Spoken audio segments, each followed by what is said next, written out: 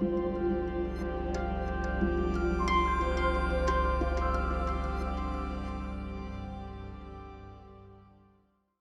everyone, and welcome to the Animation Microtalks. We're so thrilled to have you join us here today. With a quick show of hands, who here has been to a Microtalks before? All right, quite a number of you. That's fantastic. Well, welcome back. It's great that some of you already know what you're in for. For those of you who don't, let's start off with an introduction.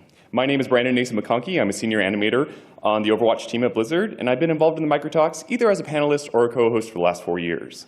Each year, we choose a theme that guides these talks in order to make sure that they are cohesive in narrative and structure. And yet, despite our best efforts, they still tend to be pretty chaotic. We've had deep dives into bat facts, diatribes against crunch culture, and one year we even closed out with a musical number. But you know what? That's part of their charm. Unlike the other sessions you might see at the Animation Summit, the Microtalk series isn't meant to leave you with trade or technical secrets. You won't be learning new animation layer workflows or how to untangle the noodly mess of your state machines. Instead, these talks will focus more on the culture of animating in our field. Experiences, observations, rants, wild musings. Our goal is to offer insight into the aspects of the industry that aren't often discussed, and to do so through the individual lenses of our panelists. So, what unifying theme did we choose this year? Well, that's actually pretty tricky. Generally speaking, we like to keep 3 things in mind when crafting them. First, it should be broad enough so that 10 speakers can create unique presentations that don't all discuss the same ideas, while still providing enough focus so that they don't all talk about the same thing. Secondly, the theme should be topical enough so that it resonates with our audience. So ideas like how the Rumble Pack changed my life are probably a non-starter. And lastly, we want our themes to be affirming, inspirational even. Ideally, we'd like each of you to leave this session absolutely stoked to engage with this community. With this in mind, I turned a bit introspective in search for an answer. What's something that provocative enough to generate interesting ideas? What shared experiences would be worth exploring? And what challenges do we face as a community? And you know what? One idea, one sentiment kept bubbling up to the surface. And that was that this industry can be a real shit show sometimes, which is not the theme of this year's Animation Microtalks, but I think it might be something that we can all relate to and have encountered at one time or another in our careers. I know that I personally experienced this, and you know what? It starts at the very beginning. As a student, the barrier to entry into the industry felt almost insurmountable. Not only does it require thousands of hours of work to learn the craft and refine our skills, but it also has the added bonus of sometimes costing an ungodly amount of money as well. Finding that first break is so vitally important, but the path to get there can be hard to navigate. And once you do get your foot in the door, finding a job that values you as a person and artist can prove difficult. Our passion for making video games is often used as a tool to overwork and underpay us, and it's easy to become jaded about the industry as a whole. Layoffs, studio closures, canceled projects, this field can be brutal. Not only that, but the job itself is hard. I've never once sat at my desk at the beginning of a project and thought to myself, well, this is going to be a piece of cake. When people say every shipped game is a miracle, man, are they not kidding. And as game developers, every day represents a new challenge that we have to overcome. So why do we do it? If it's that hard and that stressful, why would we put ourselves through it? Because making video games is freaking awesome. And honestly, I think we're an optimistic bunch. I think we have to be in order to be good at what we do. In order to create something out of nothing, we have to have the ability to look forward and see the potential in ourselves and what we're creating. We have to have the unshakable belief and vision that allows us to be able to walk into a conference room, stand in front of some extremely important people, and say things like, I think a giant sentient space ape who eats peanut butter and shoots lightning should be the face of our game. And then we have to defend it. We are a community of problem solvers. It's what we do day in and day out. Challenges don't scare us, they excite us. There's just this spark of joy that happens when you tinker with a problem for hours, if not days, and everything eventually clicks. Something ephemeral, but compelling. Those times when you delete a single frame and it fixes an entire shot. Or when you hook up the right node in the blend tree and all of a sudden that one annoying pop disappears. Even when you can't solve the problem on your own and have to turn to your colleagues for help, the collaborative problem solving involved can still be fun as hell. And it was this collective sense of optimism in the face of the trials and tribulations that are so deeply ingrained in our industry that eventually inspired the theme of these microtalks. Because if there's one thing I admire most about this community, it is the drive to make this industry better, to push boundaries and test limits, and to always look towards a new horizon. Yep, New Horizon checked all the boxes, broad but directional, hopeful in tone, and left plenty of room to explore topics that would resonate with all of you. We've recruited an incredibly talented panel of speakers for you this evening. They come from all across the industry and more than likely have touched at least one or two of your favorite games. And they put a ton of work into these talks. For only being about 5 minutes long, the microtalks are some of the most challenging of the Animation Summit, largely due to the format. Each speaker gets exactly 20 slides that auto-advance every 16 seconds to make their case. No more, no less. Timing, as always, is the most important thing that we do, and I know they're going to knock it out of the park. I'm so excited for you folks to finally see what they've been working on, so please sit back, relax, and enjoy the final session of the Animation Summit 2023. Once again, my name is Brandon Nason. These are the ways to contact me if you should feel so inclined. Hey everyone, my talk is Are You Not Entertained? How Flourishes, Gags, and Easter Eggs Benefit Players and Devs Alike. I love finding Easter eggs in games. I think it's because by their very nature, they're like a little gift you didn't know you were going to get. But did you ever realize they can also be a gift to those that make them? My name is Danish Syed. I'm a principal UI visual designer at Respawn Entertainment. I have a pretty diverse background in degrees in computer science and animation. I've worked in film, TV, and games. And I always love finding new ways to entertain myself, which, as you'll see, is a pretty useful quality to have when making games. There's a great quote about development that says it's like playing chess against a formidable opponent, but where you have to commit to all your moves in advance. I don't really remember who said it, but it stuck with me because it does a great job illustrating how difficult and complex it really is, and how much thought and planning is required. I think most developers would agree that we have dream jobs, but that doesn't mean we can't get buried under that which we love. There's always a ton of work to do and not enough time to do it in. And as we all know, art is never finished, only abandoned. We all want to polish our work to perfection, but often have to move on to the next task. Yet sometimes it's important to take a break and do something for yourself, something pointless or silly, something to give yourself a creative boost to make it through production. There's lots of ways you can do this. I'm going to cover a few methods I've used over the years to give myself a fun diversion and inject a little more life into the game along the way. The simplest and easiest is the flourish. Take an extra bit of polish, a fun addition, a small Easter egg, taking your task beyond what's necessary and doing something that gives you a real sense of satisfaction. It's the kind of thing fans won't miss when it's not there, but will notice when it is. For example, in Mortal Kombat 11, fighter customization was a key feature of the game. In addition to full body outfits, each character could equip 3 pieces of gear. I designed and choreographed unique animations for every gear piece for every character to not only highlight the item, but also express their personality and moveset. So when it came time to do the Joker, I thought it'd be funny if we broke the 4th wall and had the camera itself be afraid to approach the character. The Joker would then egg you on to get closer and scare you when it got close enough. And of course, laugh at you for falling for it. In another example, I wanted to treat his gear like an infomercial, where he's trying to sell you the item, complete with on-screen graphics. New and improved Joker products, of course, a reference to the classic 1989 Batman film. In both of these examples, I broke the template of what we were doing with other characters and tried to have it a little extra fun. Another example in MK11 were the friendships. I designed a lot of typography for the game, but for the friendships, I want to do something a little extra. And something as fun and lighthearted as the animations themselves. I even threw a little extra star if you get a flawless victory.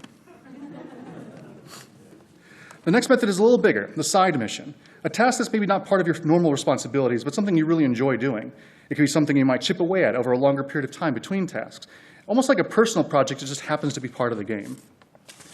In my case, I have a background in motion graphics, and my previous job was designing and animating title sequences for film and television.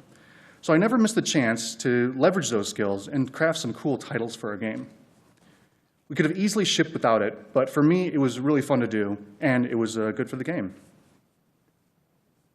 Finally, we have co-op mode, recruiting collaborators to grow your gag into something a little more ambitious. It's basically feature creep, so use sparingly and be mindful of others' time. Now, the iconic handshake you see here is not just a visual metaphor for this category, it's literally what we did. The Predator was a guest fighter in MKX, and so I worked with a handful of other developers to put in an Easter egg that recreated the famous handshake. You son of a bitch.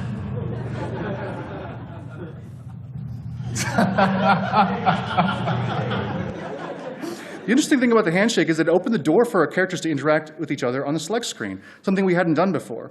We built on that for Injustice 2, having the entire system based around character interaction. You can see our first prototype here.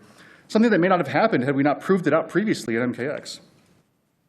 And here you can see it in action. One character attacks and the other responds to the counterattack as we go into slow-mo, creating a cool visual tableau.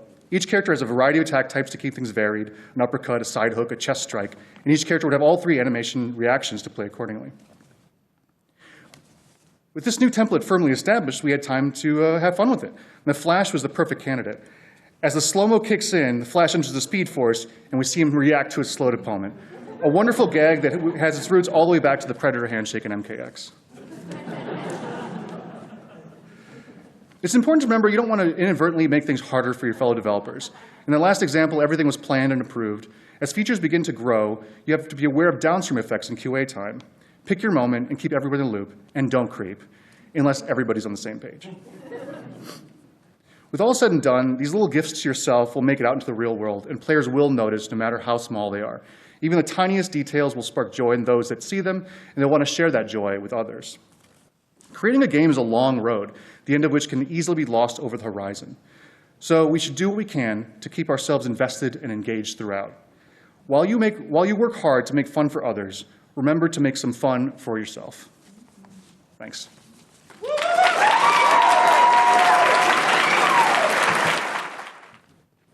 Hello, my name is Hayden Cooper. I've come from the world of view model animation. I'm here today to talk about why inspect animations are one of the coolest things in view model. So tap your mags, push your forward assists, and strap in.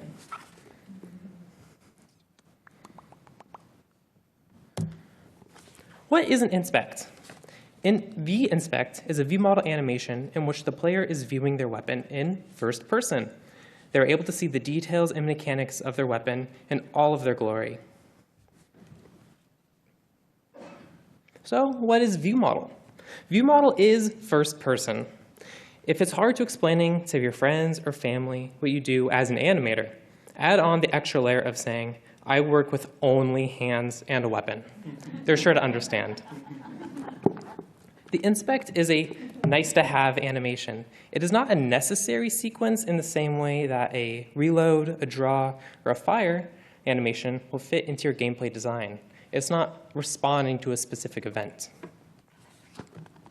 Inspect animations are a really cool opportunity for us view model animators to step on stage and demonstrate our knowledge and skill by fiddling with all the bits and bobs on these weapons. And it really helps to kind of show off the assets or tie the room together. So why are inspects a thing now? I think there's situations for us to really define and set the mood. Pretty romantic. In situations outside of gameplay, where the player isn't just running around and shooting anything they see moving. But not all inspects are made the same. There are 3 types of inspects that I'm recognizing. There are player-initiated ones, where a player presses with a hotkey, and there are extended idles, and smaller moments known as fidgets. A player-initiated inspect. This is when the player presses a button to start the inspect, and they have full agency to stop them. I'll say that these are more common nowadays, and depending on how fancy they can get, it can lead to some pretty cool gaming clips, as you see here. This is me, by the way. Next are extended idles. These are incorporated near the end of the idle animation, and these can be just as flourishy as they are seen in, and they're seen more often in older games where they didn't need a dedicated hotkey. Lastly are fidgets, which are smaller moments of readjusting the weapon that really show how heavy holding this weapon up can be, or after gripping it for so long, how sweaty they can get. So it's a little readjustment, just a little lift up. Sorry. Majority of the time in a first-person shooter, your attention isn't on the weapon, but it's on the battlefield. You're scanning what's ahead of you, and inspects are going to break that by bringing the peripheral into your foreground, creating opportunities for acting. Who is holding these objects and weapons will vary from game to game. Some will be full of gritty milsim operators. Others can be rosters chock full of varied personalities with distinct characteristics. There's a lot of world building that can go into it. A grounded shooter is the perfect place to reflect shooting doctrines or training of that era, such as this example. The operator is pulling the slide back, doing a chamber check to ensure that this weapon is 100% loaded or unloaded. If the world you're building isn't as grounded and heavy as lead, you can get away with some pretty ridiculous stuff, as seen here. Stuff like this shows the game will be a wild ride and full of fun. Weapons and objects in your game are going to vary. A pistol will feel lighter and snappy, while rifles like the sniper here are really going to feel the force that it takes to operate it.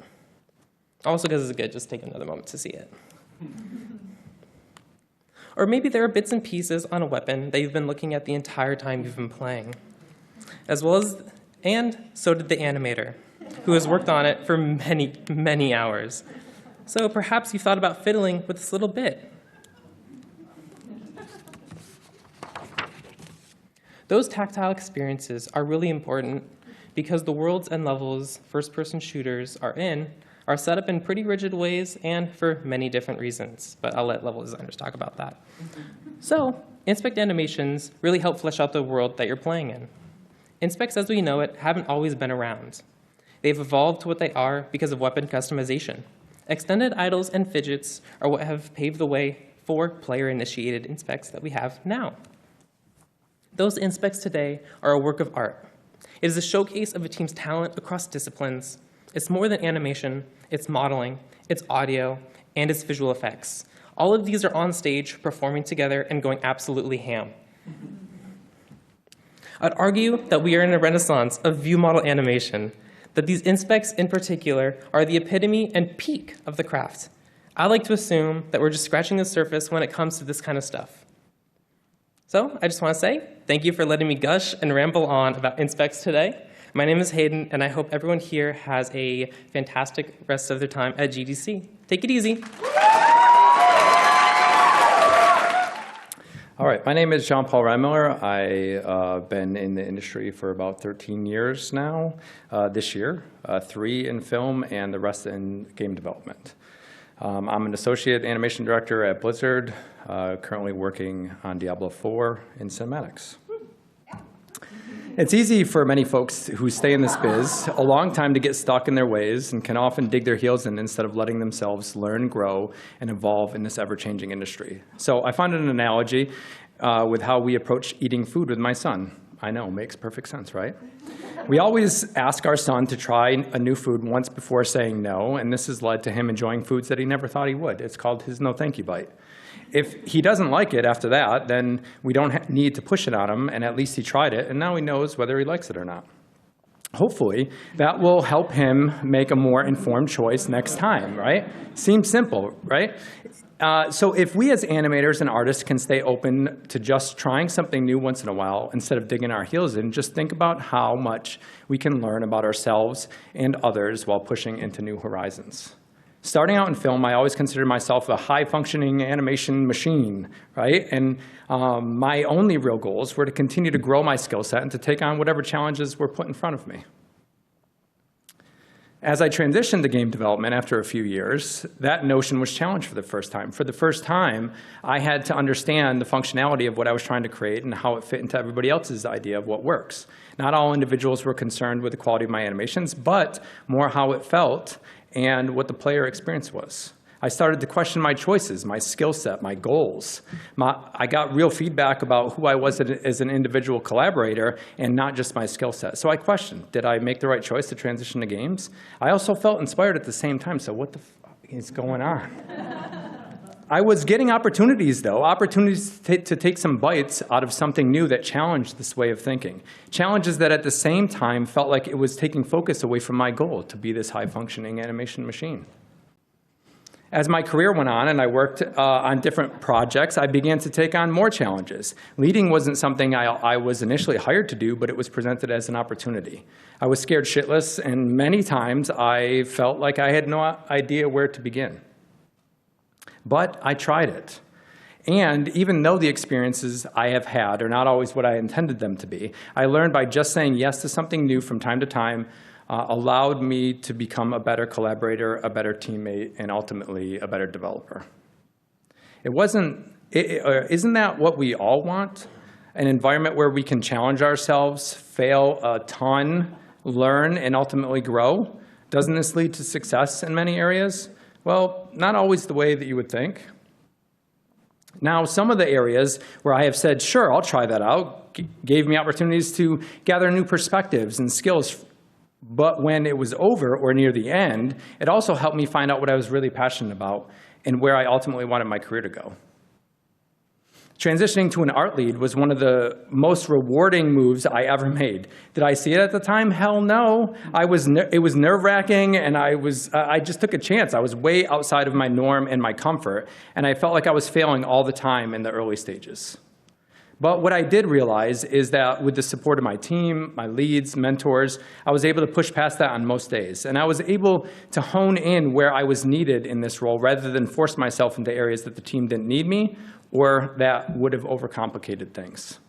And at the end, when asked to be an art lead again, I was able to say no thank you with confidence and continue my journey where I knew I would be happy in animation.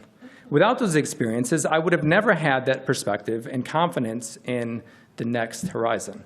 As our careers move on, I have found that opportunities are there. Not all at once and not all the same, but they're there. The question is, will opportunities still be there if I don't take some of those bites?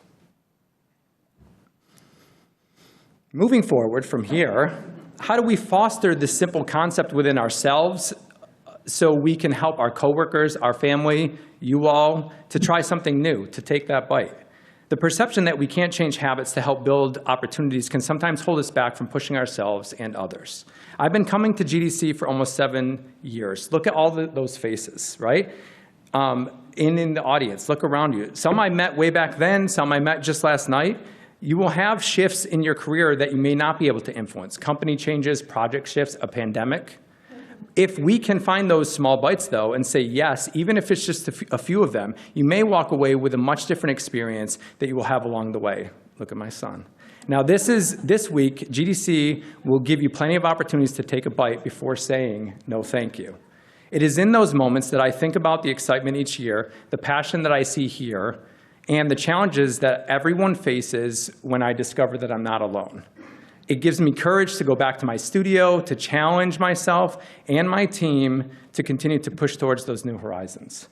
I'm John Paul Reinmiller, Associate Animation Director at Blizzard. Stay engaged, stay connected. Thanks for listening, and I'll see you in Sanctuary.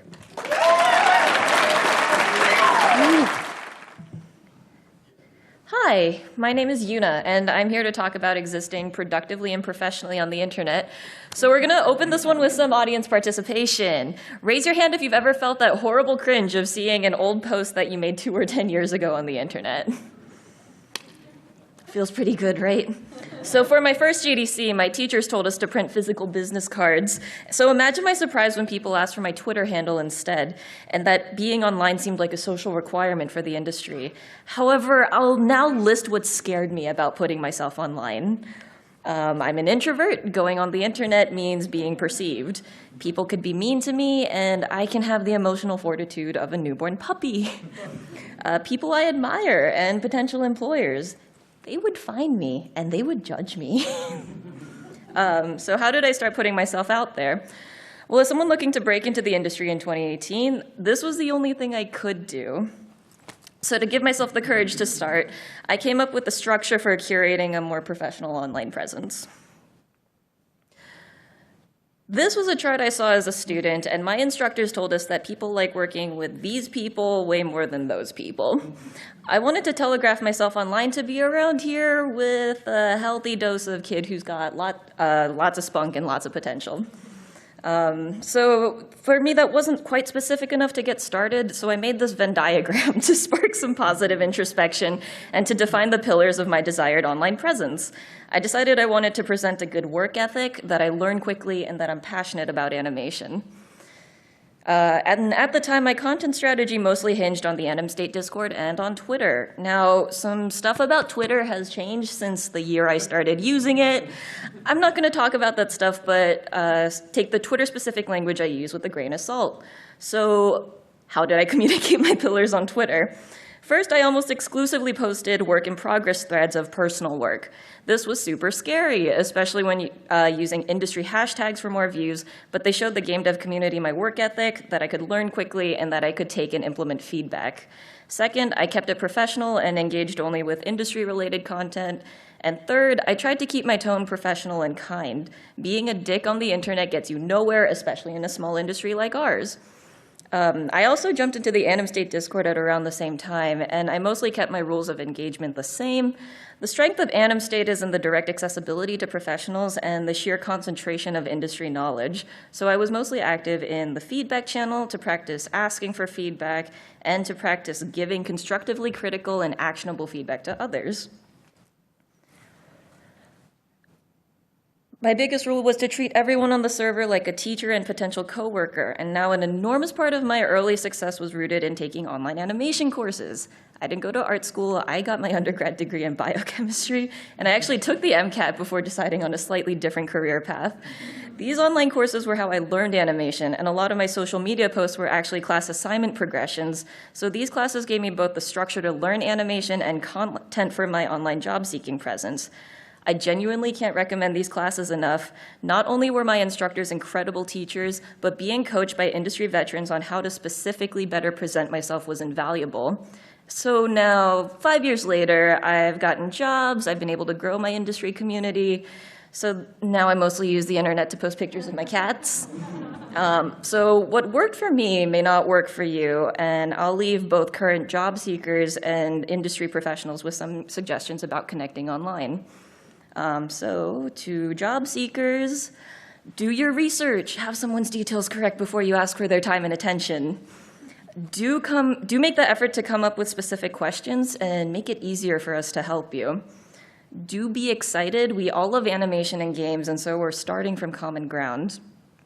Don't assume the worst if you don't hear back. People are busy. And don't be a dick if you don't get what you want. People are busy. And to the professionals out there, do take the time to respond, especially if you recognize genuine effort. When I was starting out, I had absolutely no clue how to learn about the industry except for cold emailing folks. And the pros who made time for me back then were able to steer me in the correct direction, and that turns out pretty well. Here I am. So you all know who you are. Thank you so much. And just also, don't be a dick. Absolutely nothing comes out of discouraging the future talent of our industry, and they could be your coworkers tomorrow. So in conclusion, just on the internet, be thoughtful, have fun, and don't be a dick. That is my talk. All right. Hello, everyone. My name is Emily Katsky. I am an animation lead at Bungie, and I have a confession for you all today. I sit at my desk like a pretzel. I know, it's terrible.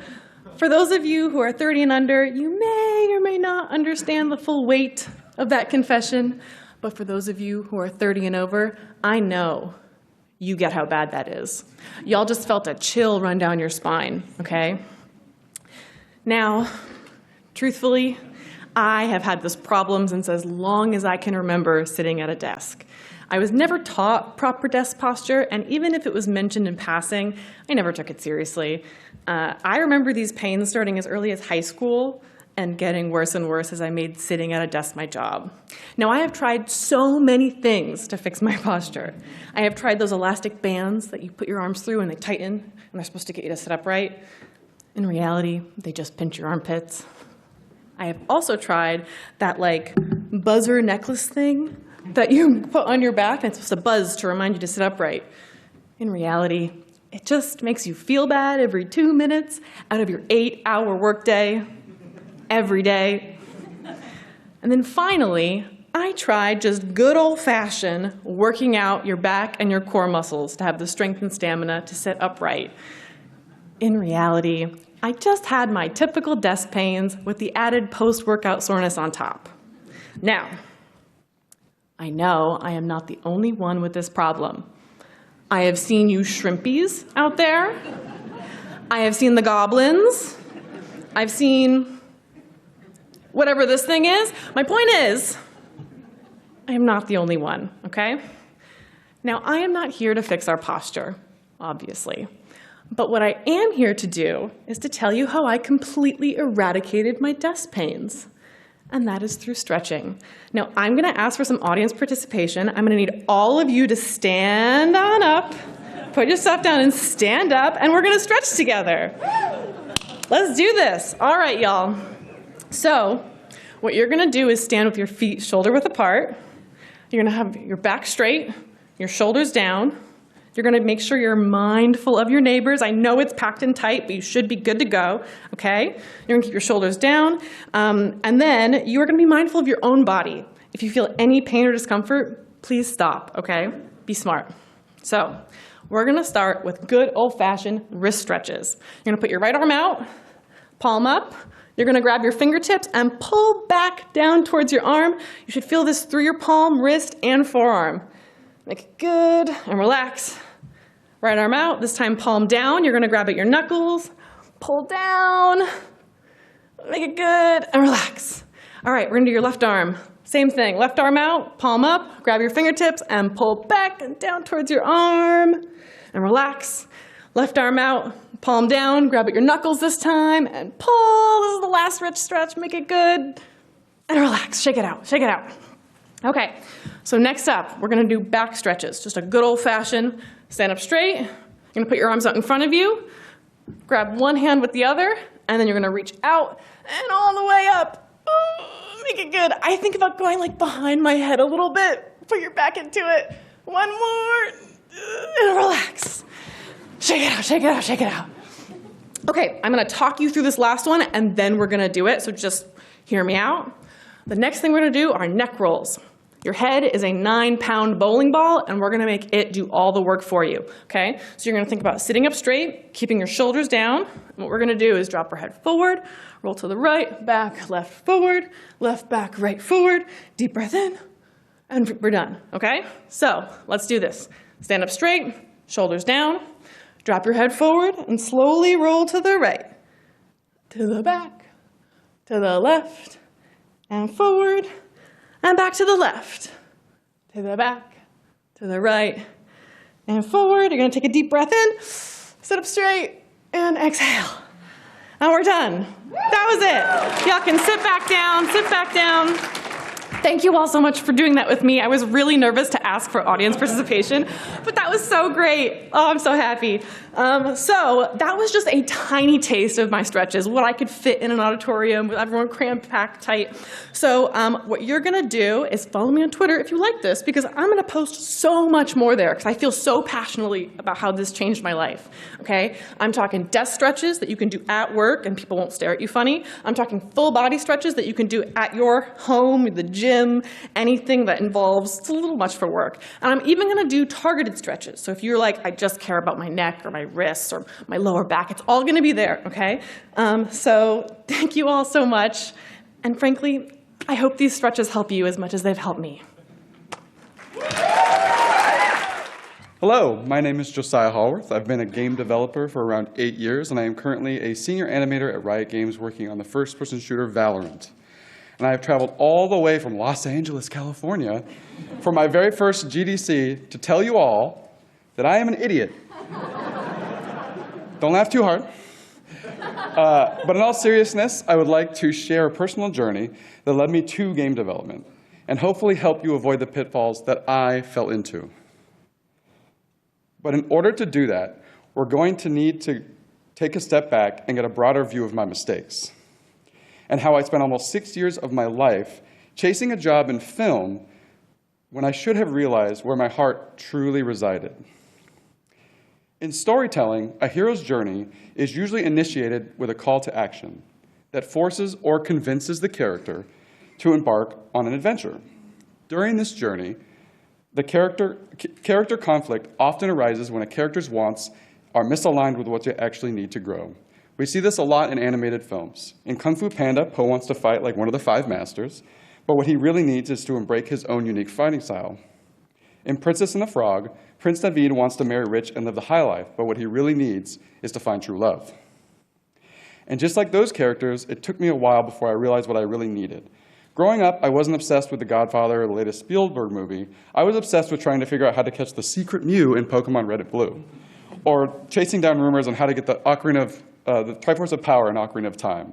But animation captivated me, and after watching a DVD of The Incredibles at my retail job for the 100th time, I decided I wanted to animate for a living. However, it never dawned on me that games needed to have animations. Like I said, not the brightest.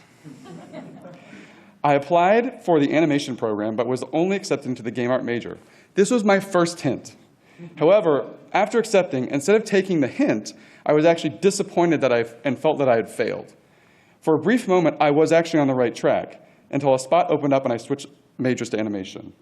All through college, while others were using their free time polishing up their filmmaking skills, I always spent mine playing Team Fortress 2 and hosting Amnesia: The Dark Descent horror nights in my dorm. I was studying film, but I spent all my free time playing video games. After graduation, my first job was at an AR company that wanted to make their own games. It wasn't a film, but I thought I could potentially use it as a stepping stone towards feature animation. I continued to have near misses with game development until I got a call back from Blizzard Entertainment. And I cannot stress this enough. I am so foolish that even after joining Blizzard, my main goal was to use it as a point on my resume to go into feature. But my time there changed me, surrounded by the most talented, kind, and thoughtful people I had ever met in my career, people that I had so much in common with. I resonated with my coworkers and now fellow devs in a way I had not experienced before. We talked similarly, we could have long conversations about games we found and what we hoped to make, and from this, my heart began to truly open to game development, and I began to learn. From World of Warcraft, I learned that technical restrictions breed innovation and critical thinking. It taught me that keeping the goals and limitations of a project in mind and how to work within them to get the best performance possible. And most importantly, that ideas in animation are king. From Overwatch, I learned that with great power comes great responsibility. In a system and game where everything is possible, keeping the game design and scope in mind was key to success. It taught me restraint, but also had to mesh character fantasy with their ability design. And since Valorant was my first launch title, I learned how gritty and organic the pre-launch period can be, how trust and empathy are vital at such a formative stage of the development cycle, and also how to take tight game design restrictions and infuse it with character fantasy. And slowly but surely, the bubble of stupidity surrounding me broke down. It took almost 10 years to realize that what I really needed was to be, and was truly hungering for, was to be part of making the games that I enjoyed so much. Game development is a beautiful collaborative mess. It is truly a job where teams are stronger together, where collaboration and mutual respect are key to success, and where the goal is for every craft to plus the work that was put before it, all in service of the player. Nothing beats the feeling of having players notice that little extra touch you add to the game, because those are the moments that I remember when gaming. And being able to do that for others has made me realize more and more that working in games is what I needed all along. But please, I'm begging you, learn from my stupidity. Don't dismiss an opportunity out of hand simply because it may not tick all of your boxes. Don't lock yourself into working on a specific project or a specific studio or even a specific game type. Not every job can give you what you want, but you can learn things that you need from every project. It's been some time since I realized that being a game developer is what I needed. But seeing players be surprised and delighted by the work that I do only strengthens my love for games. Thank you. My name's Ryan Duffin. I'm the animation director at Undead Labs. When I was asked to sub in for another speaker, I started thinking about the zeitgeist of 2023. Two things jumped out at me: AI and feedback culture. Brandon told me the talk should be uplifting and inspiring, and I was like, yeah, you got it, no problem. So in flip-flopping between the two and my own non-committal nature, I found a common thread, so I'm going to try and squeeze in both. Here's the real title of my talk. The first one is Bait. It's worth mentioning that I'm not an AI expert. If I say anything insightful here, it's regurgitated from people who are smarter than me. However, the removal of the need for human expertise is thematically appropriate when we're talking about AI because it makes no secret about that trajectory. The discourse among professionals and professional creatives seems to be either angry shouting that this shouldn't exist or casual acceptance that it's just another tool on the inevitable march of progress. Whether you think it should exist or not, it does. And yes, it's no secret. It's a tool, but its advocates have made no secret that democratizing is a nice-sounding word for cutting out expensive experts like us. 6 months ago, some of these Mid-Journey prompts might have been paid artist work. AI advocates freely admit that with potential comes threat, but for game dev, we also need to consider testing so the machine doesn't fill our games with dicks and Hitler, and the legality of training models is still in question. We can't ship things we can't verify the source of, and AI can be cagey about sources. And I don't want to be the woke police here, but every human that Mid-Journey produces is pretty hot. Nobody's average, nobody's ugly. Unattractive means not a model. Apparently stockbroker means bodybuilder. These are two prompts I fed it. I did not specify white or male. Whatever your thoughts on diversity, that's a blind spot to reality.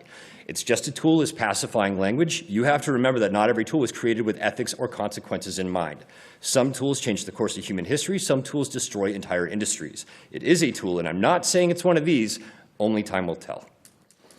That bait title was generated by ChatGPT. To anyone who buys or sells the self-aggrandizing bullshit of some of these conference talks names, this is fucking gold. And it makes me wonder, is it really, is it the machines that are impersonating us? The scary thing is that AI regurgitates things that exist in novel ways, and that shouldn't be scary to a room full of creatives, but it is. In AAA, we creators, through our mergers and market research, organize media into formulas and tropes that are predictable and reproducible. Even if AI is just some kind of fancy autocomplete, how many of our interactions or entertainment really challenges our feelings or emotions? Games can be beautiful, fresh, and original, but a lot aren't. We're up to our eyeballs in retreads and clones, dosing us up with enough dopamine to not notice. Of course we're at risk of being replaced. We make ourselves replaceable when our entertainment is banal and derivative. AI is creating content. AI-created content is here, and the lowest hanging fruit is junk food. Are you saying pretentious artsy fartsiness is the only way to save our industry? Not everything we want to consume needs to push or provoke us. That's fine. Tropes exist for a reason. Sometimes you just want a cheeseburger, and a lot of us are cheeseburger makers. The robots are going to figure out cheeseburgers before they figure out duck pate. The advantage we meat sacks still have over the machine is we can imagine, we can critique, and mindfully iterate. AI can produce, but it cannot judge and it cannot feel. Great art can move us, but we can't make things great if we can't talk about them critically. Maybe you've heard the term toxic positivity, but you've definitely experienced it. It's a pretty simple concept, the idea that a positive attitude is everything. Don't point out problems if you don't have the solutions, and silence all negativity. And to some people, any critique sounds like negativity. I was not out of time to drink in these, so. Does this make sense in a professional environment? We're lucky in games that lying to ourselves and each other, when something's bad, it just means delays, cancellations, layoffs, or mediocre games. Would you take a cruise or a flight that's managed this way? Do you want a pilot that doesn't want to hear about the engine fire?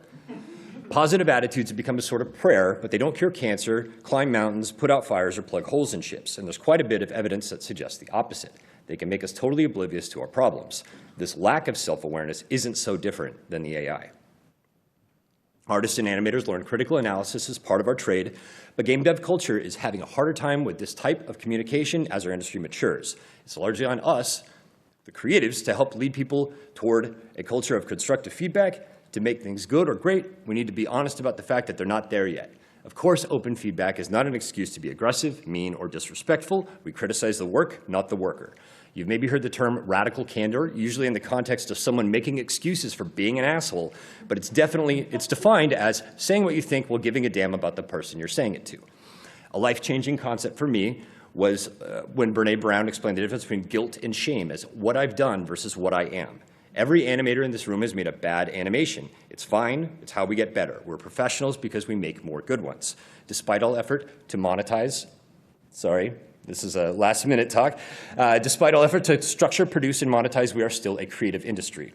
If we're going to compete with this new technology, we're going to need to double down on the things that make us and our work human. Creativity, passion, self-awareness. The opposite of love is not hate, it's apathy. People who speak honestly about problems still care. They're invested in making things better. Now, more than ever, we need to embrace the tools we humans have that these new technologies do not. Computers don't know what is good, what is great, what is appealing, moving, or meaningful. That's what we're for. To do that, we have to push ourselves harder to be better, and we have to be honest with ourselves and each other when we're not. If this talk didn't suck, it's because I have good friends who gave me good feedback. Thank you.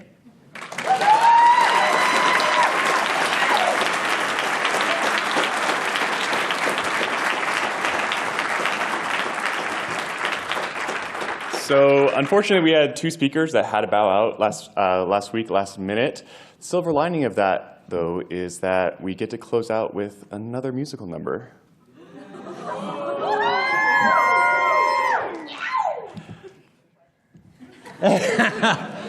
Yeah, so the talk, I was a substitute, JP was as well, and he was dignified enough to not complain about it like me. So yeah, it was, I think, in February, and I was really busy, and even like a week afterwards, I was like, do you really need me to do this? Because I'd rather work in my car. And And I was told yes. And so I went for it, but then as I was stressed out and finishing the talk and all that, I thought it'd be funny because we did a song the last time I was here. I was like, I'll have ChatGPT write a song. And it was okay. Like, it was an okay song. And I'll try to keep the story the short version, and if you're at the bar later, I'll tell you the long version. But here's what I have in my notes to describe this. So after GDC 2018, Mike, wherever you are, I don't know where you are. Oh, anyway, Mike Jungbluth said, you should do a musical microtalk. And I said, okay, but only if Lana does it too. We wrote a song called One Keyframe at a Time. We played it at GDC 2019 as a surprise. I don't think we're going to top that, but I've been thinking about doing another one since. So I had ChatGPT write one about how it's going to steal our jobs, and it did, and it was okay, but I thought maybe I could do better. First, I was trying to edit it into something, and then I just wound up shit-canning the whole thing, writing something different. That was on Wednesday, and I finished it on Friday. I think on Thursday night, I messaged Brandon. I said about 70% chance of this happening, and then it happened. So the video you're going to see here was done on Saturday, lunch. Simon Unger's supposed to be here. Unfortunately, he couldn't be, but he was going to be second guitar. Could we get it a little louder? Thanks. Or a lot louder? Sorry.